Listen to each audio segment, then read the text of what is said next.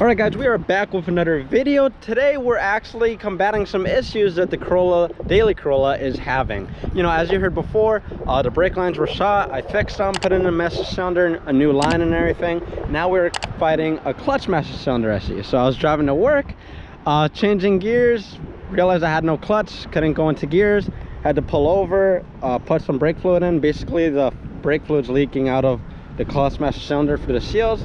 So that wasn't really fun. So I'm pretty much limping at home, trying to depress the clutch as much as possible, because every time you depress the clutch, it leaks brake fluid. So we're gonna go ahead and limp it. We only have like maybe 5 more minutes.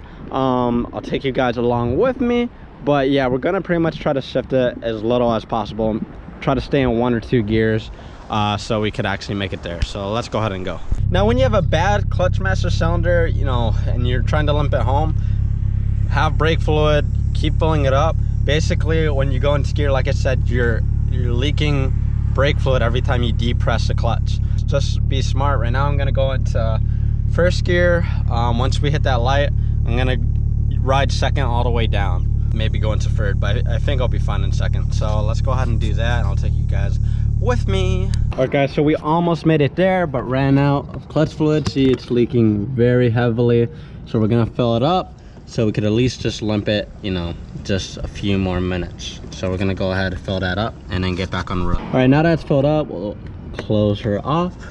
Generally you're going to get air in the system when that happens sometimes, most of the time. So what you're gonna want to do is get 2 wrenches. 1 wrench to depress this, and then another wrench to break this loose. Once you break it loose, you're gonna get fluid coming out. It'll let out the air. Then you close it, and then you undepress this cylinder, and then you're good to go. So let's get back on the road. Okay, and this is what I mean. So we're gonna push this in, and then you're gonna break this nut loose. Hold on.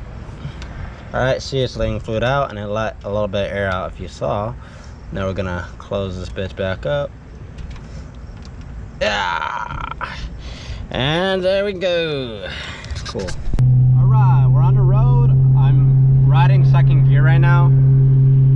So yeah, we're almost there. And then we're gonna just probably switch out the clutch master cylinder. So that'll be a huge bit, but oh well, right?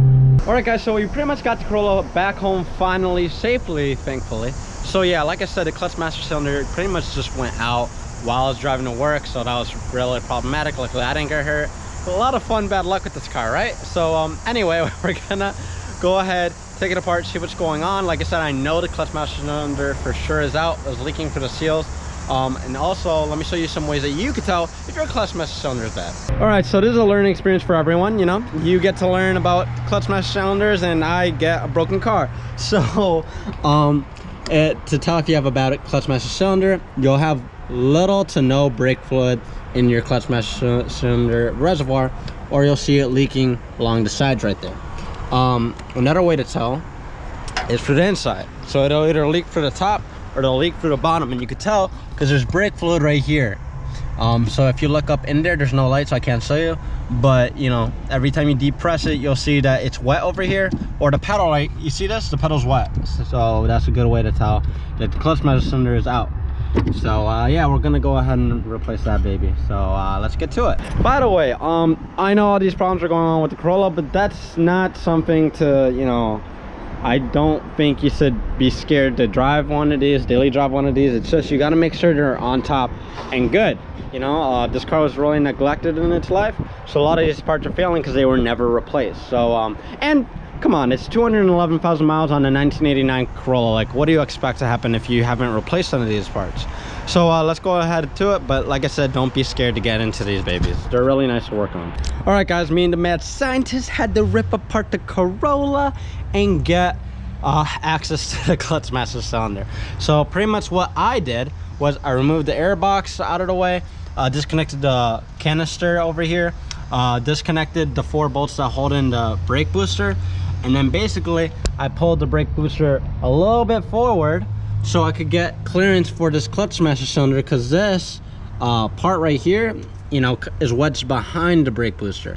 So in theory, you're supposed to take out the entire brake booster and the master cylinder, just so you could access this puppy. But I just installed this master cylinder, and I really don't want to disconnect this line because it was giving me trouble and wanted to cross-thread. So did the lazy way, and I disconnected the brake booster, pulled it up a little bit forward, and here we go. So now that we have access to this baby, we're gonna go ahead and replace it. As you can see, this is where it was leaking. The seals, it's soaked right now. See right there, it's soaked and everything. So we're gonna go ahead and replace it. Thankfully, O'Reilly's has a really cheap one for like 20 bucks. That's supposed to be coming in. If not, I'm gonna see if I could fabricate mine from the 1990 GTS that I have. But this one's a lot bigger than the other one, so I don't think it's gonna have enough clearance. Anyway, we're gonna go ahead and disconnect that all the way, and yeah, let's go. All right, guys, so this is the old master cylinder. See how fucked up that is? This is where it's leaking. Seal right here, really bad. There's one out of my 90 GTS I scrapped. This one's broken, and then obviously it's a lot longer, the body, a little bit, just about a little bit. And then this one's a little bit more ahead. But yeah, so I mean, I'm gonna try to see if I can fabricate this one in, but I might just go with the other option. Anyway, to remove these, there's two 12mm nuts inside underneath the steering wheel and everything, so you'll be able to get one of those. So 12mm, and then you have a small pin that goes through here, and then it has a cotter pin that goes through it. So that's all it is to disconnect it. Like I said, that's the easy part on the inside, under the steering wheel.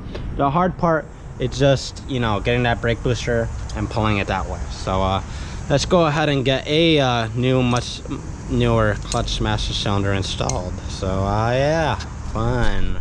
All right, guys, so I finally installed the clutch master cylinder. I had to bend the brake line a little bit to fit this 1990 GTS one because it's a little bit different than the 89, but it fit. I have clutch pedal feel, and it feels amazing. I can shift into gears properly and everything. So we are out of that mess. We have that newish clutch master cylinder, and now we have a brake master cylinder. We have all these cool, fun new parts, so now we can go hit the road and go back to work. So yeah, you know, as I said before, this is kind of what you kind of get, not kind of what you get, but this is what you can expect sometimes when you're dealing one of these, you know, old classic 89 Corollas. It's not to say it's going to happen all the time, and typically it won't. However, this is 211,000 miles, and a lot of the work hasn't been done previously by the old owner, and obviously by me as well. So this just goes to show, make sure you know, replace some of your parts. You know, go change out the brake lines, fuel lines, brake master cylinder, clutch master cylinder. Might as well get a new car out of it too. I'm joking, but you know, definitely be sure to get new parts when it comes to this 89 Corolla. You want to make it really reliable, so it's very smart to go ahead and replace some of the key iconic components when it comes to making your daily very safe.